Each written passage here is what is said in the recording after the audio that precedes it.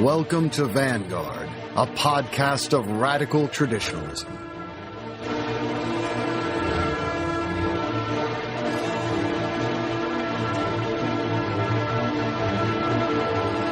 Here's your host, Richard Spencer. Hello, everyone, and welcome back to Vanguard. And welcome back as well, my weekly partner for these podcasts, Jonathan Bowden. Yes, how are you doing? I'm doing well. How are you over in England? Yes, it's spring has broken out here. Everything's fine. Is that true in February? Well, it seems that the weather's extraordinarily mild, considering we had snow about 10 days ago. Right. Well, that's good. We're being, at least in my neck of the woods, which I guess is literally a part of the woods. It's pouring snow. But anyway, today, let's get right to it. Today we're going to talk about a very interesting, but certainly contentious and sometimes painful topic, and that is homosexuality. We're going to talk about the homosexual question in general, but also the politics of homosexuality. And, you know, I think when we take on an issue like this, and of course we can't do it fully justice, we can indeed only scratch the surface, but when we take on an issue like this, I think it's often best to find an entry point in the way that it's most contemporary, relevant in contemporary times. And I think that is probably this politics of homosexuality. You know, as we were talking, Jonathan, off the air, when we were thinking about doing a podcast on this subject, you mentioned that the homosexual question as a political issue was unthinkable 75 years ago. It might have been thinkable or becoming thinkable amongst the vanguard of the left during the late 1960s and the Cultural Revolution. But now it's not only thinkable, it's become a kind of shibboleth, and it's become, in the sense of it is a decisive issue for whether you think of yourself as on the left or the right. And that is interesting. Also, the gay movement is something that did not exist within recent memory, yet now, again, is something that's quite powerful and something that is decisive in terms of where you fall on the left-right spectrum. So, Jonathan, why don't we talk a little bit about this gay movement in general and how it fits into the left? And let me just, to begin that conversation, I'll just relate a amusing anecdote. I used to live actually in a very hip neighborhood in Brooklyn, and it was one in which on weekends, invariably, you would meet someone probably around 22, 23, usually a younger person, sometimes a cute girl, and they'd be out there trying to get you to sign a petition for this and that and probably collect your email address.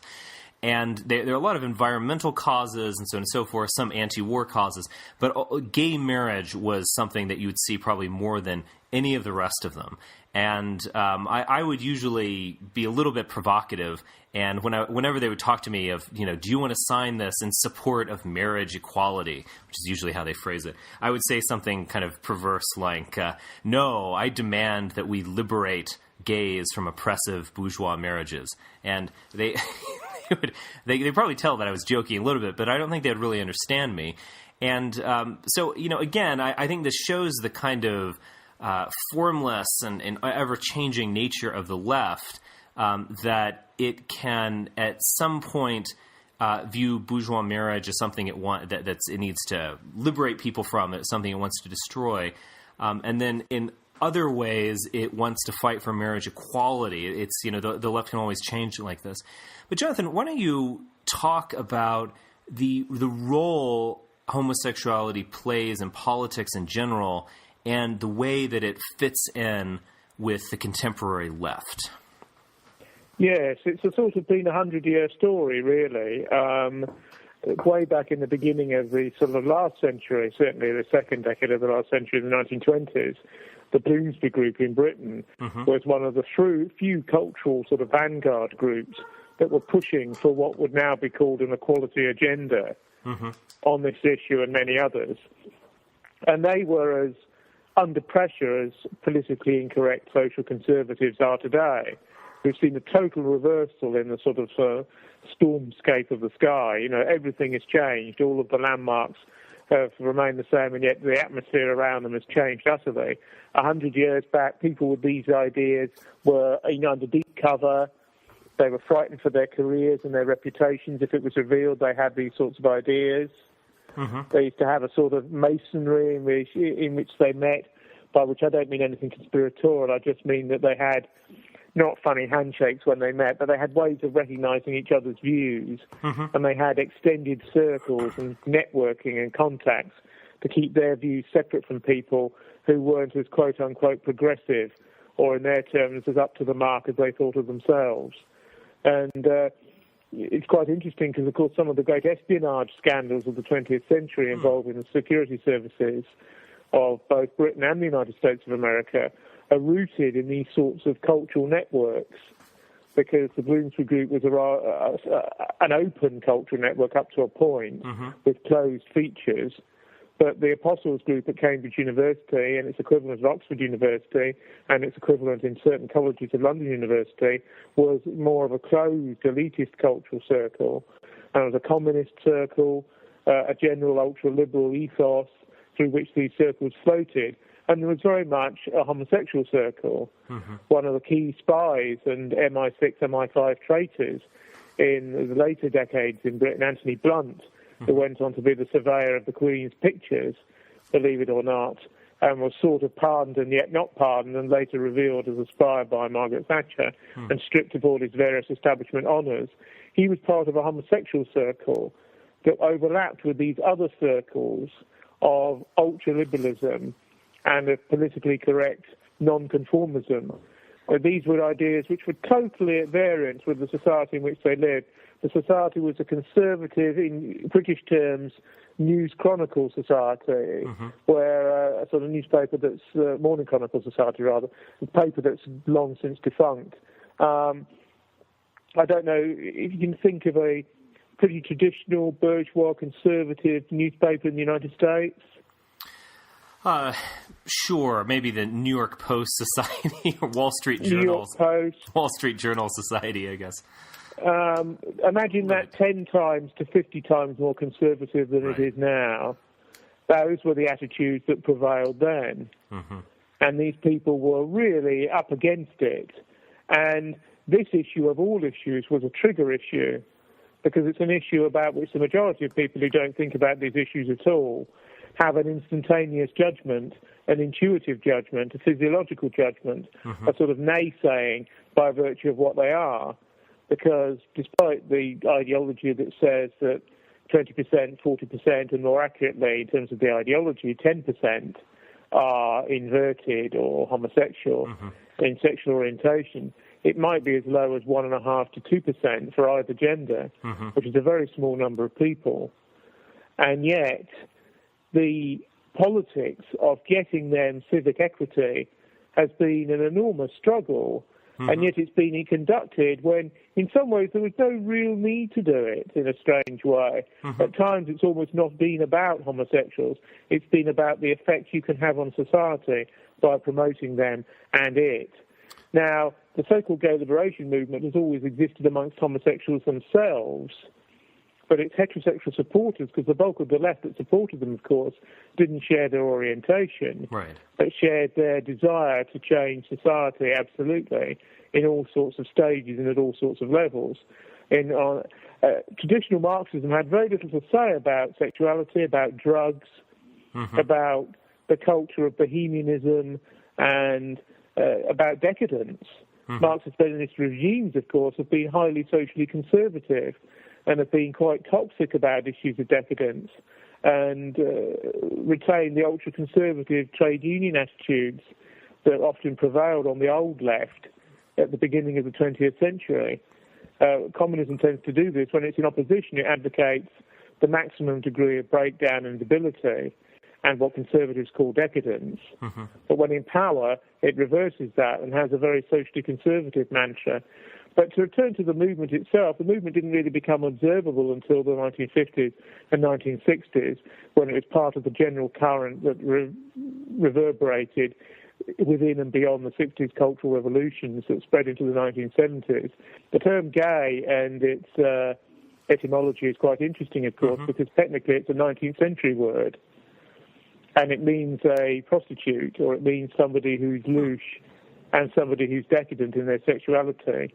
In Victorian England, the term gay meant essentially a woman who was easily available for sexual usage.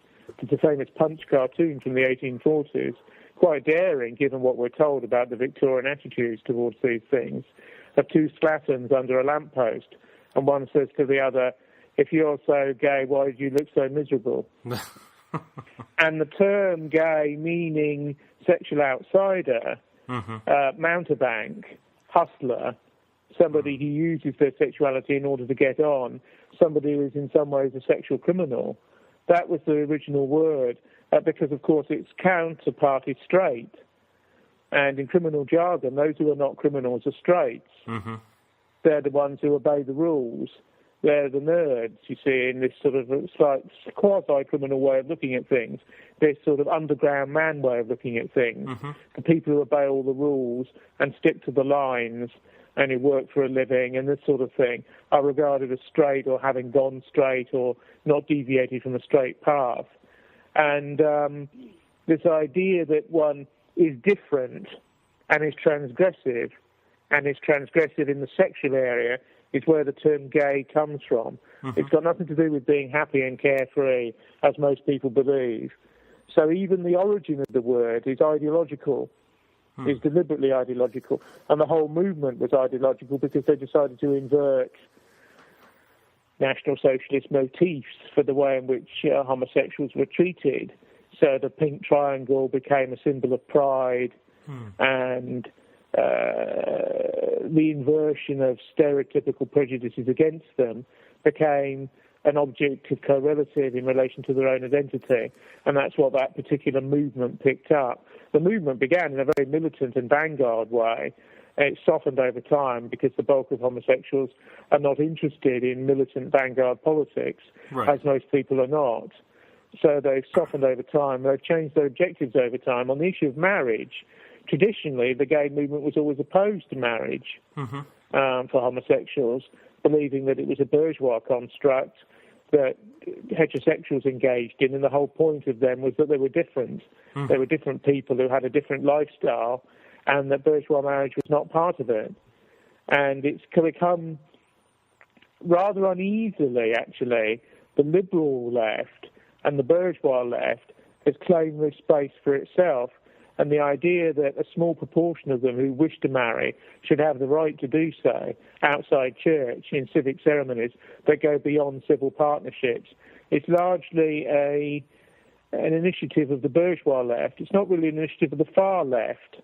It appears far left to people on the other side, but they on the whole are relatively indifferent about it. They'll tick the box for it, but it's not something that they cheerlead particularly. Well, no, there's a serious split in the gay movement between the Andrew Sullivan type, and I'm referring to the journalist and blogger, a kind of neoconservative, neoliberal kind of guy, used to edit the New Republic, who's been out in front with gay marriage. I mean, he's kind of the conservative wing of, we just want to be bourgeois kind of thing.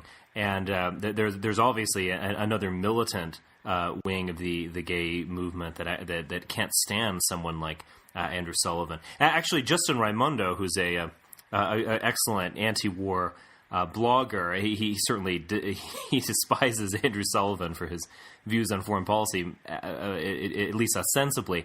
But there's also something underneath it, which was that he was part of a more radical vanguardist gay movement in California that would loathe someone like Andrew Sullivan as a sellout or gay traitor or something like that. Although they have morphed over the years, because the group that's advising the British government on homosexual marriage legislation, something that's being brought in tacitly by a conservative-dominated government, don't forget. We have a conservative-liberal hybrid coalition here.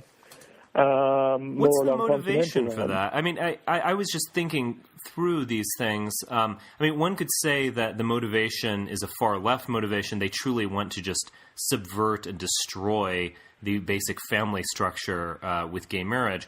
Although I'm not so sure about that. I don't think a lot of the wishy-washy liberals who support gay marriage and think it's nice, I'm not sure they have such totally negative motivations. I think it's something else. I mean, it's simply a case that a lot of these people have a kind of gay friend, and they think that this is something good, or what do you think the motivation? I mean, why has this become a shibboleth in the way that other things haven't? I mean, legalization of drugs is not a shibboleth. It's not that important at all. But the gay movement really is. What do you think the motivation is amongst heterosexuals? I think it's become a tokenistic thing to prove how moderately right-on and progressive one is. Mm-hmm. The reason for its adoption by the British Conservative government is purely political positioning involved in the present leader, Cameron, mm-hmm. who's always come from the centre of the party in British terms, but has liked to posture as a liberal conservative who's not right-wing or reactionary on social issues. Mm-hmm. One of the ways he could run against his own party and prove his independence and the fact that he wasn't really right-wing but was a conservative of an allegedly modern character, mm-hmm. a sort of civic neoconservative without the foreign policy accretions, if you like, was to champion homosexual marriage in the teeth of his party's sullen opposition to it, because the Tory party doesn't like it at all, mm-hmm. and there's going to be a large-scale rebellion which may scupper his project. It's also considered to be a meaningless sort of gesture as well, because hardly any of them want to get married, right. And there'll be very little of it. And so what it is it's a chattering classes issue. If you had a vote on it, the vote will be quite close, because the issue has been forced onto the agenda to such a degree that liberal attitudes towards it are much more prevalent than they used to be. Mm-hmm. There would be a majority against a marriage because they've got civil partnerships anyway, mm-hmm. and most people would say that's enough. And there's a strong lobby that's opposed to marriage, particularly a Christian lobby, mm-hmm. which involves the ex-Archbishop of Canterbury and other people. So it probably won't happen under a Tory government, actually, but it will happen under a Labour government at some time in the future. It's become a shibboleth because heterosexuals wish to support tokenistic gestures that make them feel good. Right. I think it is as simple as that. Let's talk a little more broadly about this issue.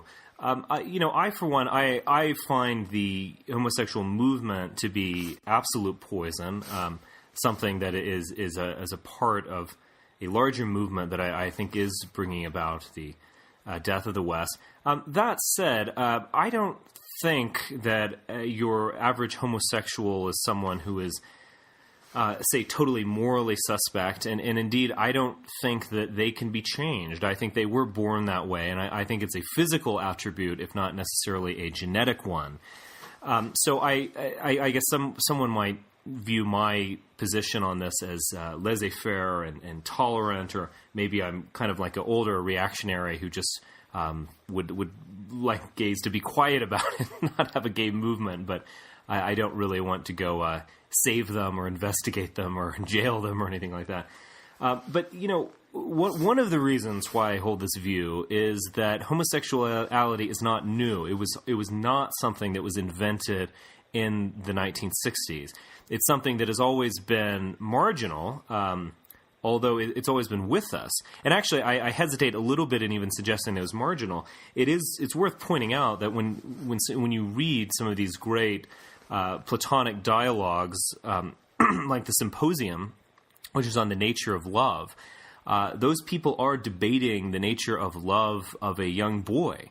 And that's something that's shocking and a bit disturbing, certainly for me. I imagine it's for every other reader. So, in some ways, homosexuality has always been there. It's never been the mainstream of society, but it's had a larger and smaller role to play. I guess someone might actually object here and say that that's homosexuality, which is something different than a gay identity, and that's certainly true. But what do you think about this? Looking back over the great thrust of Western history, what kind of role do you think homosexuality has played in this? As I said before, it's always been there, and yet it's sometimes suppressed. Sometimes ignored. Sometimes it actually was an activity that had a part in society. There was actually even an elite society, such as we see with the ancient Greeks. What do you think about this whole issue? Yes, I think it's a physical manifestation, and it's always been there. It's always been important in one sense because it's played to elites.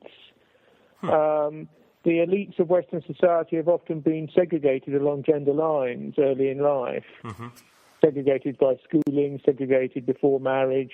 Marriage is often semi-arranged, not in accordance with romantic love ideas anyway. Aristocratic prerequisite, whereby your nanny and sisters and your mother, aunts and female relatives were really the only women that many young men met until they were 20, at least. Even then, universities were segregated, at least at colleges, although you did get to meet the opposite sex at that time. So this hothouse atmosphere at upper class and upper crust schools, particularly in Western Europe, especially in Britain, is the stuff of folklore. And the issue of the dandy and people who stand outside by virtue of style, and the importance in the arts, where this minority has been extremely radically represented, if not overrepresented, but in relation to in excess of their representation in the arts can be 15, 20%, 25%. More. If you go look at contemporary Broadway musicals or something, but it's 75%. Or if you look at art history, when I was a graduate student, art history departments were 100% either female or gay male, and they're probably 75% gay male. It's tremendous in those areas. It's quite intense. And yet the percentage in the society may be actually proportionately very small, right? Except when they all group together in particular locales, which is one of the tactics that's used. But then again, people wish to live with their own kind. I mean, that's a normative gesture. So yes, it's always existed. It's fluctuated. One of the biggest tensions holding it back in Western society is Christianity, which Christianity has always been quite biblically literal about inversion and homosexuality, and has always condemned it. This is not to say that there's always been Christians who've had a liberal view about it. There always have been. The bark was largely worse than the bite if people were discreet.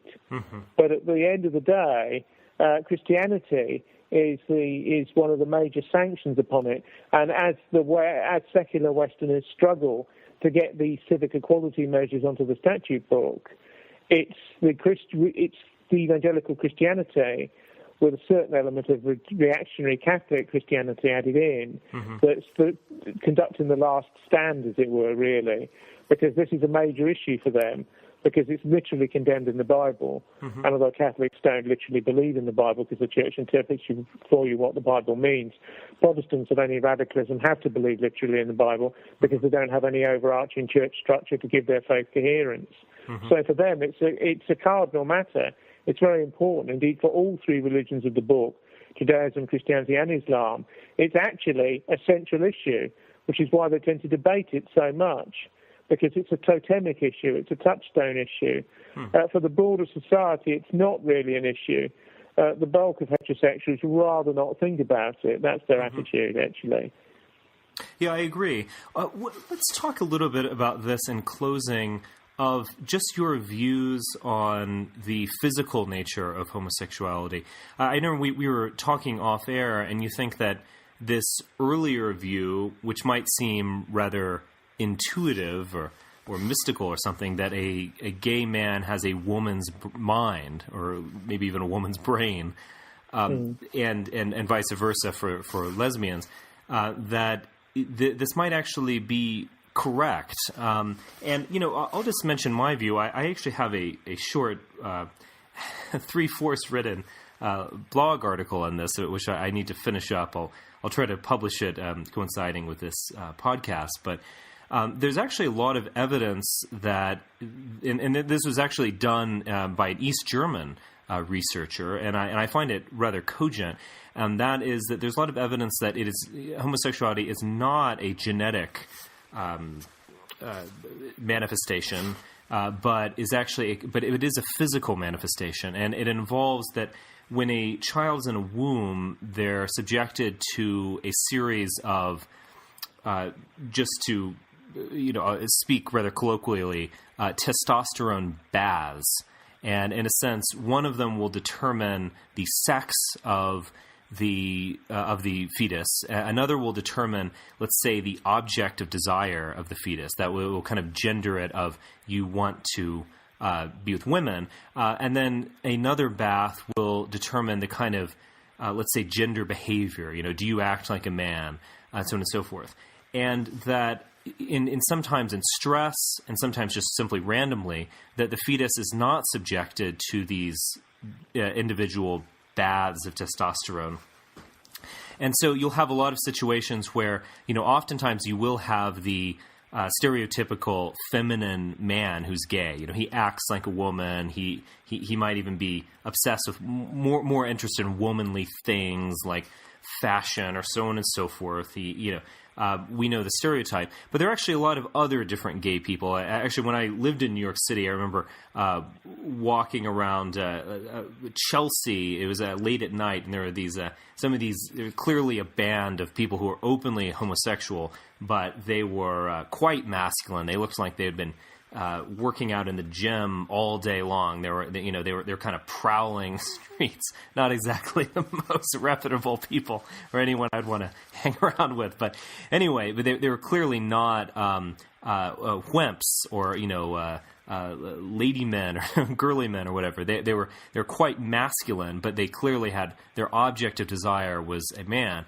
And so this basically, I think this way of thinking about it really can explain it. And it can also lead us to, at least have my view on the subject, which is that this is a physical component of their lives. It's not really something that can be changed.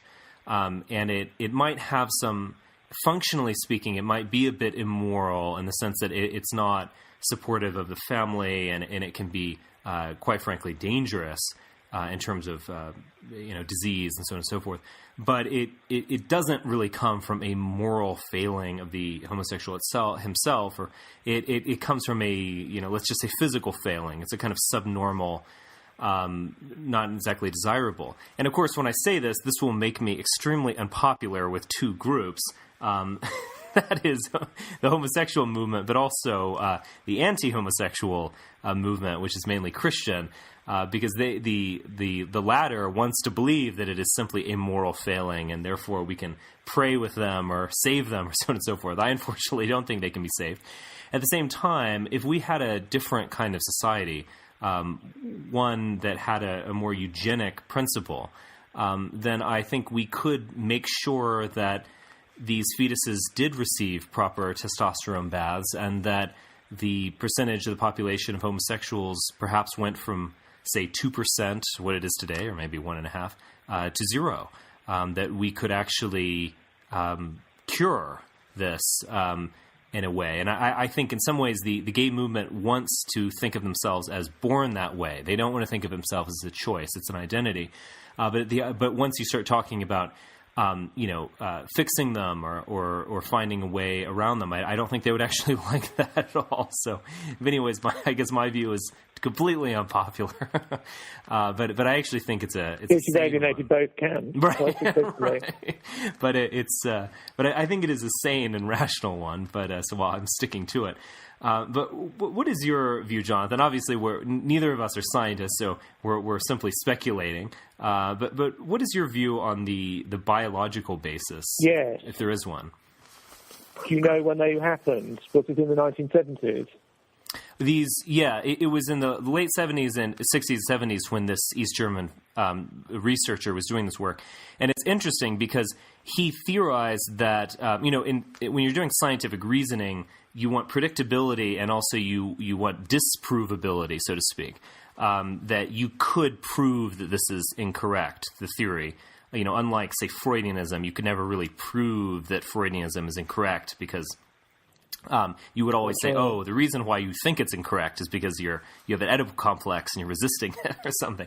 Which is, Karl Popper, very important philosopher, talked about this. Science needs to be disproved. Well, anyway, this person who did this research, he actually looked at women who were in Dresden during the horrible bombing in the Second World War of that city, and you actually had a higher percentage of gay children, and he theorized that this was due to the terrible stress that they were under while they were pregnant, and that their fetuses were not, getting the proper testosterone treatment, so to speak. And so it actually is it is a theory that has some predictability, and you could disprove it. So I think it actually is quite cogent in that way. And but yeah, so there is some evidence for that. But what do you think about that in terms of do you think that the older view, which is a bit mystical or intuitive, that a gay man has a woman's mind? Do you think that that's true in a way? Do you think it's a kind of mindedness that's what homosexuality is about? Yeah, so I think it's, in relation to these East German experiments, just to begin with them, they were quite notorious because, of course, these were conducted by a communist state for communistic reasons. Right. And many of the experiments were relatively benign, but some were not, because most of them were conducted under the aegis of the Stasi. And they were conducted because Honecker and the elite of the East German vanguard wondered why homosexuality existed so much in East Germany. And they were particularly thinking around the Brechtian theatre that existed in East Germany that was world famous. And a lot of money had been put into the Berlin Ensemble Theatre, which still exists in a differentiated way, but not financed by German taxpayers in the same way. Now, they thought that homosexuality was a bourgeois perversion. And they believed that state socialism had been achieved in Eastern Germany, and communism, the perfection of it, was well on the way, indeed was being achieved, actively so. So why did it still exist? And with the literal mindedness that communists always have, they took groups of homosexuals and asked them to write out their life histories. The Stasi was incredibly interested in documenting everything and crossing every T and dotting every I. And then they let many of them go. Others they actually did experiments on by showing them heterosexual pornography and so on, which presumably had to be smuggled in from the West, and seeing what their response to it would be, and tying them to electrode machines and to lie detector tests and so on. And a proportion of them, this was the Stasi, don't forget, a proportion of them that were left, they went into much more direct action, which was illegal, but was given state sanction, in that some of these individuals were shot and the scientists operated on their brains.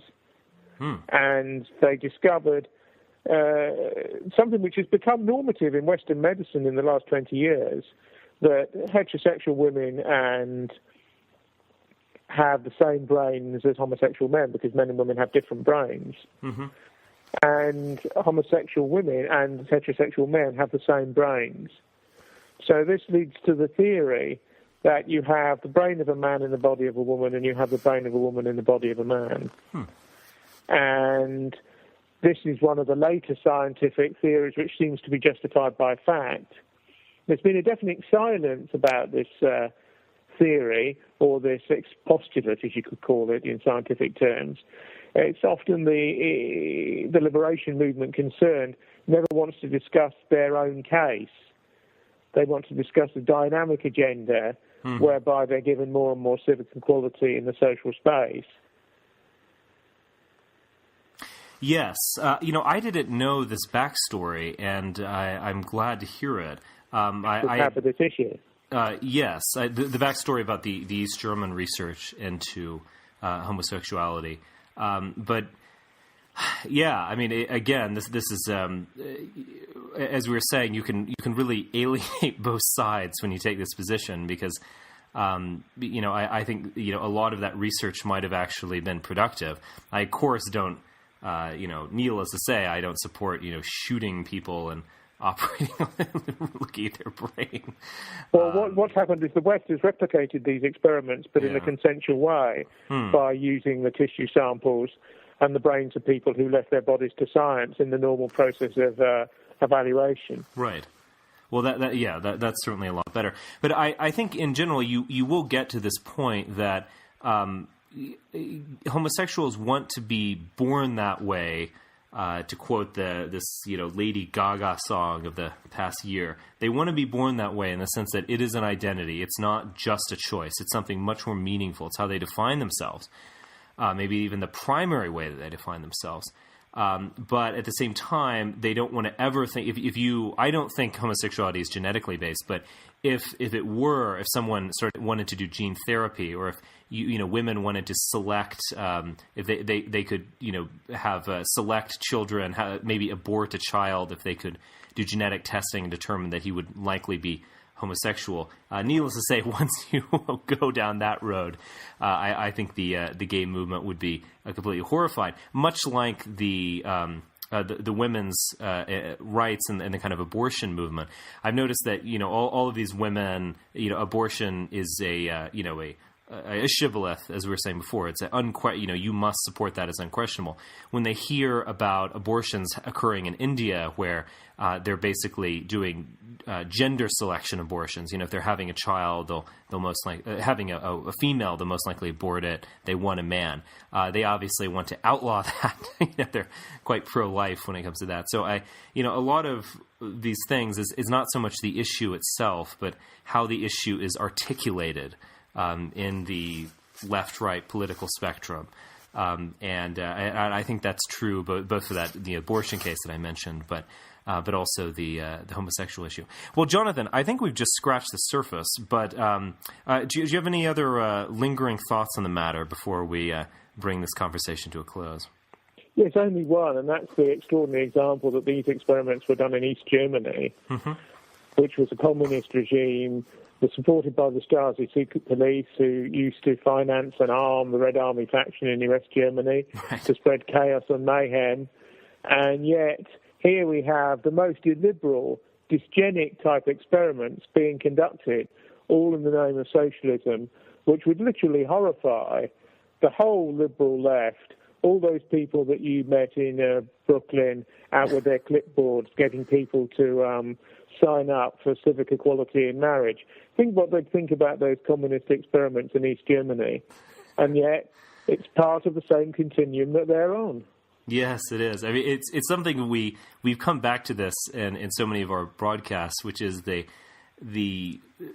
malleable Promethean nature of the left. It's able to move and rethink itself and contradict itself in all these ways in which it becomes quite dynamic. I think one of the major problems conservatives face is that they're simply always reacting to the latest left mutation. And unlike the left, we aren't visionary. We're not. We're trying to hold a line and not trying to push something forward. And I think in many ways it's something we're trying to change with alt-right and similar websites and these broadcasts. But Jonathan, thank you for being back on the program. And my pleasure. We're only able to scratch the surface of these issues. So I think we probably should take up the homosexual question again in the foreseeable future. All the best. Bye for now. Cheerio.